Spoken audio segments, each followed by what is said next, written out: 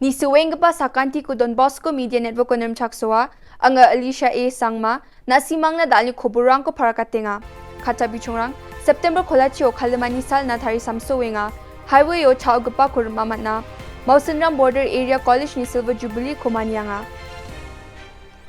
chigumukpa khoburang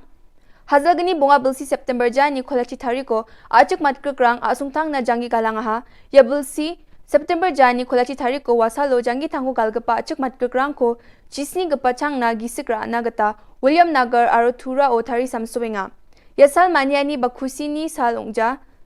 Indi ba Kalimani salonga ani GSU East Zone William Nagar ni parakatang ha GMLA ba MDC rebeng pa election no ya obosa ko mungi election ni propaganda take jakhalja ode namgen ini bagana nga ha saniba depante saniba adak pa jung pano parang yasalo dos kriong oba jangi ko gamata ha yani gaman ruling ba opposition ni mandirang bilsi chidok na jum donge daw election shepang o ya obosta ko bukote mungkana jawde namgen maina chinga yarang ko nina amjenga ha aro ase longgapani noktang ni mandirang ba sukonggi jani ko aganenga ni GSU William Nagar ni parakatanga ha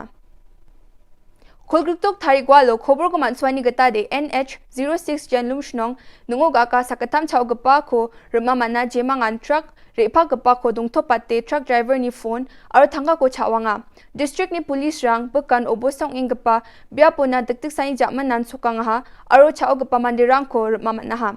aro wamangoni ko phone gesa thanga hajalbri richabunga kumana ha aro alto 800 kumana je ko wamang chao na jakhalachem wamang ni kosa ko case ko sekata ha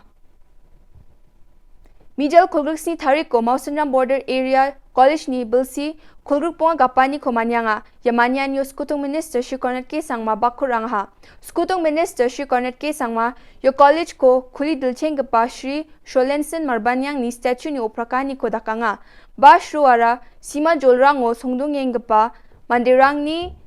nanganirang ko masigapa aro niksam suwe kham ko khagpa mande ongachim ani skutung minister aga nanga ha Yan dalna khoboronga nisuenga ba sakanti kon methela